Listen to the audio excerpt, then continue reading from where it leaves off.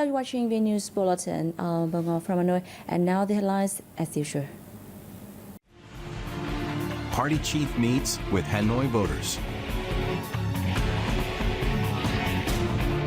Prime Minister asks for faster progress of Long Ton Airport project. And later, wood exports likely to top $16 billion this year.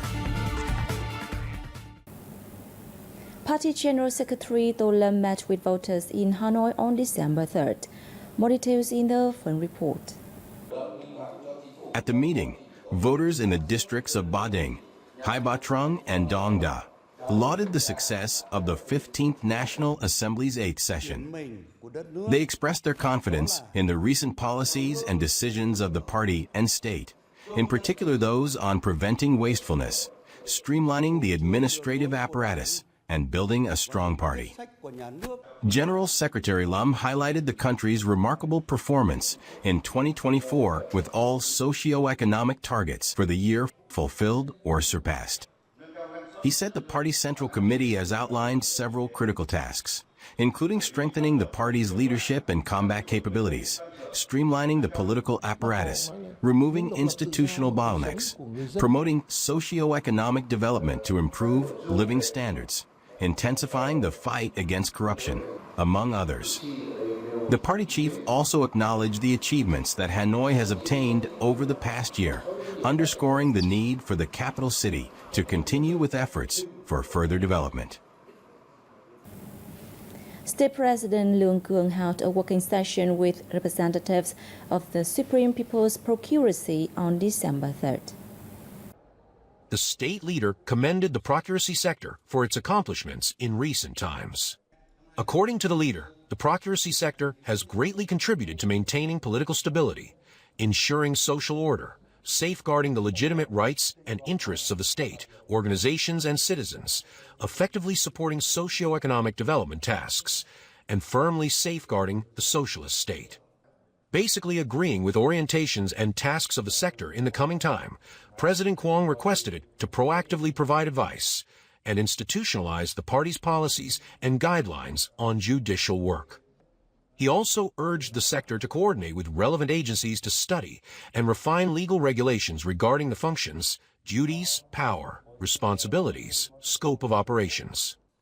For international cooperation, the President said it is necessary to learn from global best practices and experience and adapt them to Vietnam's specific conditions.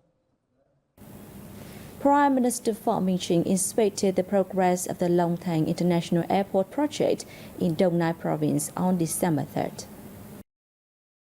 After visiting the construction site on the day, Prime Minister Chin had a working session with representatives of relevant parties.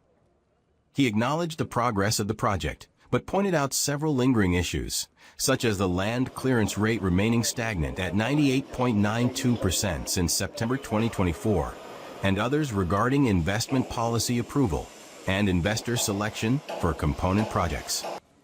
The government leader demanded the immediate reassignment or suspension of the officials found responsible for obstructions and delays in the implementation.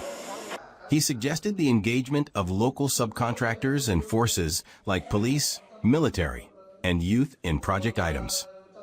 Alongside the implementation of the first phase, work should begin immediately on runway 2, striving for breaking ground in early 2025, he said, adding that steps should be taken to begin the second runway as soon as the first is completed in 2025.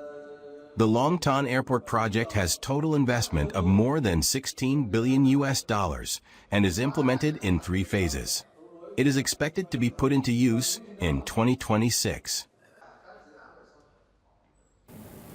National Assembly Chairman Trần Thanh Mẫn is in Singapore for an official visit at the invitation of Speaker of the Singaporean Parliament, Sieng Kian Peng. The following report captures the legislative leader's activities in Singapore on December 3rd. On the last day of his Singapore visit, Chairman Mun met with host President Tharman Shanmugaram. The Singaporean president laid stress on the significance of National Assembly Chairman's visit, saying it will contribute to developing the bilateral relations in a stronger and more substantive manner. He took this occasion to ask the National Assembly Chairman to convey his invitation to General Secretary of the Communist Party of Vietnam's Central Committee, to Lam, to visit Singapore at a proper time. Congratulating Singapore on maintaining positive growth, Chairman Mun briefed the host president on the outcomes of his talks with Speaker of the Singaporean Parliament, Seah Kian Pung. The two leaders affirmed their commitments to continue creating favorable conditions for the Vietnam-Singapore Friendship Association, as well as the two countries' citizens live and work. They agreed to continue close coordination at multilateral forums, emphasizing ASEAN's consistent position on resolving disputes in the East Sea. On the same day, National Assembly Chairman Tran Thanh Mun received leaders of several major Singaporean corporations, such as Keppel, Temasek International. During the meetings, the Vietnamese top legislator expressed his wish that the companies will expand their investment in Vietnam in the coming time. Vietnam will continue to support and facilitate their successful and effective business operations in the country, he pledged. For their parts, representatives of the Singaporean businesses praised Vietnam as one of the countries where they allocate a significant portion of their investment resources. They wished to receive more support from the Vietnamese authorities to boost the effectiveness of their capital and further contribute to the nation's sustainable development.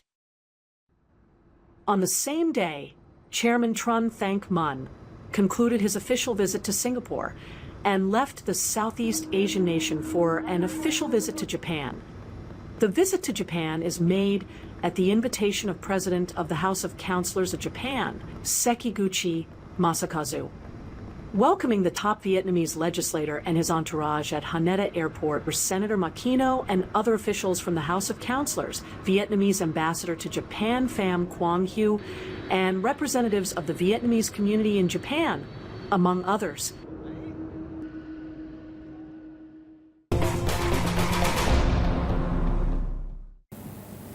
A delegation from the Granma Daily, the newspaper of the Communist Party of Cuba, is paying a visit to Vietnam. On December 3rd, the delegates had a working session with representatives of the Vietnam News Agency. Welcoming the Cuban newspaper delegation, Deputy General Director of the Vietnam News Agency, Nguyen Tuan Hung highlighted the importance of the visit, which takes place in the time the two countries are preparing for the 65th anniversary of their diplomatic relations. Over the years, VNA has maintained a trustworthy and close cooperative relationship with Cuban press agencies, he said. Granma's Deputy Editor-in-Chief, Oscar Alberto Sanchez Serra said, the newspaper has been using VNA information to report on the situation in Vietnam as well as in the region. During the visit to VNA, Granma hoped to have the opportunity to learn and share experiences in digital transformation and how to work in the online environment. Earlier, the delegation visited and learned about the working model and production process at a number of VNA's information units. The wood sector expects to earn $15.5 to $16 billion from exports this year, given a nearly 21% growth rate to over $13 billion in the first 10 months. The US is currently the largest importer of Vietnam's wood and wood products, accounting for over 50% of the market share. It is followed by China and Japan. Among Vietnam's top 15 export markets, wood and wood product exports to Spain sees the strongest increase at over 63%.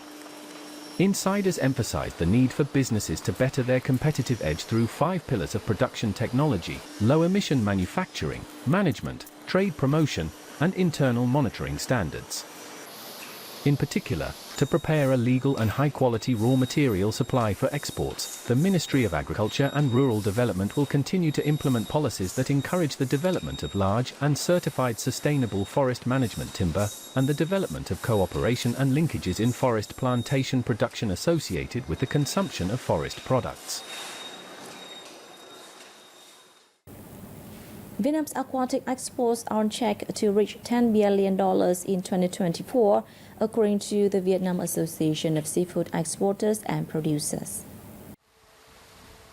Despite a slight dip in November, aquatic exports still brought in nearly $924 million, up 17% year-on-year. In the first 11 months of 2024, the sector earned approximately $9.2 billion from international markets, reflecting an 11.5% increase compared to 2023. With this growth momentum, the seafood industry is poised to meet its $10 billion export target, marking an 11.5% rise year-on-year. Shrimp and crawfish remain key drivers, contributing $4 billion and $2 billion, respectively. The US, China, and Japan were the three largest purchasers, accounting for 18.5%, 16.8%, and 15.4% of the market share, respectively. Among the 15 major export markets, Russia had the sharpest growth of 94.8%, while Thailand experienced a decline of 10.1%. The wood sector expects to earn $15.5 to $16 billion from exports this year, given a nearly 21% growth rate to over $13 billion in the first 10 months. The global e-commerce market, valued at nearly $27 trillion in 2024, is expected to reach $215 trillion by 2033. Vietnam's favorable policies, rising foreign investments, and growing internet access position it as a regional digital economy. The US, China, and Japan were the three largest purchasers, accounting for 18.5%, 16.8%, and 15.4% of the market share, respectively. Among the 15 major export markets, Russia had the sharpest growth of 94.8%, while Thailand experienced a decline of 10.1%. The wood sector expects to earn $15.5 to $16 billion from exports this year, given a nearly 21% growth rate to over $13 billion in the first 10 months. The global e-commerce market, valued at nearly $27 trillion in 2024, is expected to reach $215 trillion by 2033. Vietnam's favorable policies, rising foreign investments, and growing internet access position it as a regional digital economy leader. E-commerce comprises over 60% of Vietnam's digital economy, projected to hit $220 billion by 2030. The government is fostering a cashless society and implementing a national e-commerce growth plan aligned with the Fourth Industrial Revolution. Vietnam is forecast to surpass its ASEAN peers by 2026 in e-commerce growth. Local platforms like Tiki and Sendo, supported by investors from Japan, the US, and the Republic of Korea, drive the sector.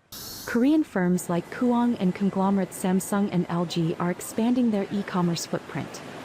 Vietnam's skilled workforce further enhances its e-commerce potential. A group of architects with a shared passion for art has organized the exhibition Urban Imprints 2024 in Ho Chi Minh City, sharing their sketches and paintings in watercolor and other mediums. The exhibition features works in diverse materials that reflect artistic perspectives on familiar streets or stories on the city. These pieces capture daily life, activities, and objects in simple yet evocative hues. The event also includes talks where the artists share insights about local heritage, workshops for visitors and children, and the introduction of books of sketches and watercolor paintings portraying the city after 50 years. Đây là một cái sự kiện mà sẽ This event brings the atmosphere and essence of urban life, architecture, culture, and history to students, young people, and visitors. Through this exhibition, we hope to inspire a love for cities, especially through the lens of art, and enhance the sense about aesthetics and beauty. The city where we live is full of heritage, not just architectural structures, but also cultural and spiritual values. Through this perspective, we want to offer viewers new ways of seeing colors and concepts, so that we will appreciate and cherish the heritage we have. Through Urban Imprints 2024, the architects with a shared love for painting hope to kindle the passion for creativity and provide opportunities for children to express their views on the modern city. Our goal is to make these artworks accessible to the public, to be embraced as stories of daily life. We see it as our responsibility to bring the museum to the people, rather than waiting for people to come to the museum. For those who have grown up in urban spaces, amidst the fast pace and constant movement, capturing the imprints of the place where they were born and grow up is both a joy and a source of positive inspiration. And that's wrap up our news bulletin. Thanks for watching. See you next time.